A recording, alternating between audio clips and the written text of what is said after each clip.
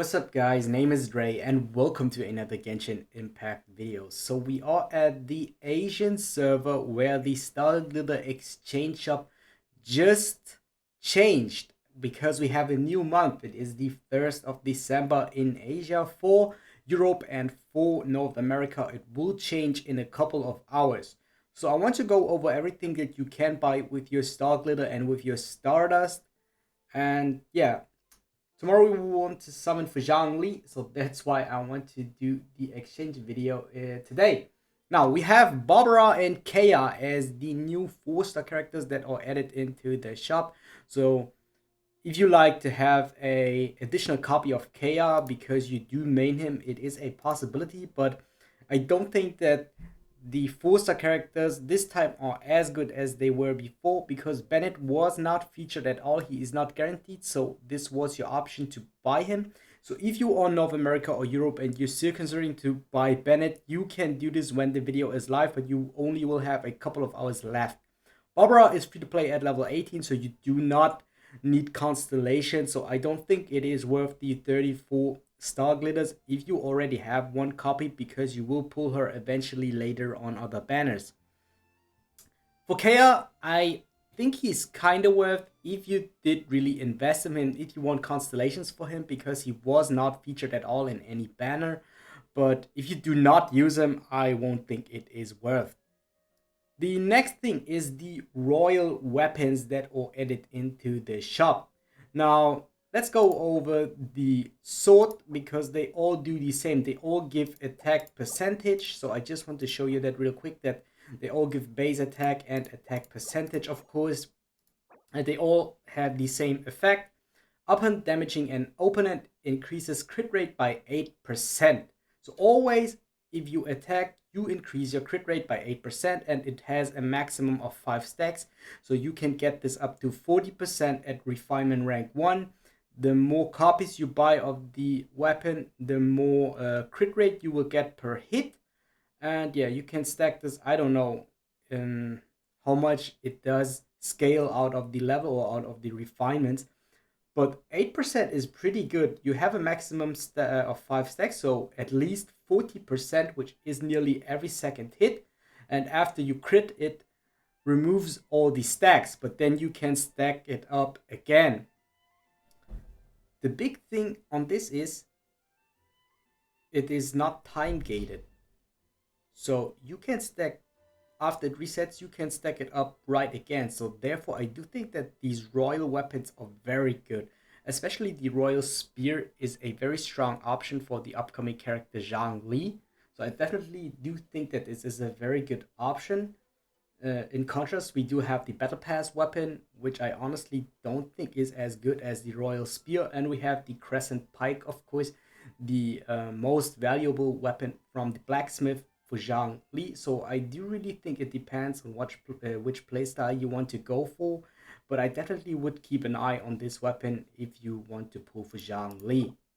Other than that, I don't think that this effect is too strong on a bow, and I think this only works if your catalyst user is your main DPS. So I think this could potentially work on Klee, maybe on Mona, but I think there are a lot of different other options for Mona that you can use that are better. Other than that, I don't think that there is any catalyst user that can really make profit from this besides Klee. For the greatsword, I think every DPS greatsword user can use this weapon, but also greatswords have a lot of different alternatives, but this one is pretty good. So I do think especially the longsword, the greatsword, and the spear are the best options for the royal weapons, and the grimoire and the bow aren't that good if you want to consider buying one of these. Definitely they are worth, in my opinion. Next thing is, of course, the Stardust Exchange. So this resets every month. We are able to buy intertwined fate stones with 75 of our Stardust Exchange. I would definitely recommend to buy out these two over the course of the month. So you have 1 month time to buy out these two fates. And if you like free to play, I won't recommend to buy anything else. But if you can achieve more than that, I would definitely recommend the Adventurous Experience and Mora. And if you were able to buy more than that, Mystic Enhancement was maybe, but actually not, because they are farmable. But Adventurous Experience is only farmable with resin, so I would recommend this. And Mora is also very hard to farm if you don't use resin. So yeah, definitely, if you're a low budget player, if you can have more than 700 Stardust in 1 month. So this does cost, now it costs 350 times 2, I think it's 700. No, I think was 750. Yeah, you do need 750 Stardust to buy out all of these. So if you can have more than that in a month, then you can consider to buy one of these. But if you don't have the opportunity to summon more, I only would buy out these, because these are 5 single summons. It is actually a multi-summon in a month. 5 single summons additionally for your ZHONGLI pulls if you want to pull for him.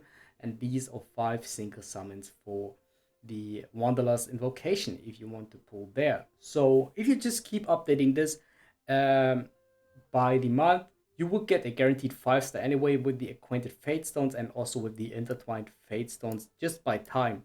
All the other things I would not recommend to buy, because they are all farmable without using resin. So because you only need to go over the map, do different farming routes. I can do a video on that if you like to.